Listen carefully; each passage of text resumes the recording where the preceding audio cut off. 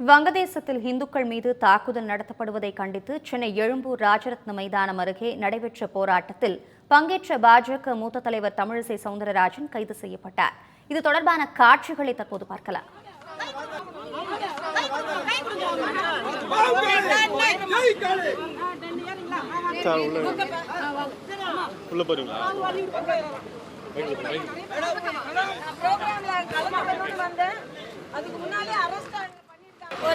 உணர்வுபூர்வமாக ஒரு ஆர்ப்பாட்டம் கூட நடத்த முடியாத சூழ்நிலை தமிழகத்தில் இருப்பது வன்மையாக கண்டிக்கத்தக்கது. இந்துக்களுக்கு எதிரான அரசு என்பதை இவர்கள் நிரூபித்துக் கொண்டிருக்கிறார்கள் என்பதை நான் தெரிவித்துக் கொள்கிறேன்.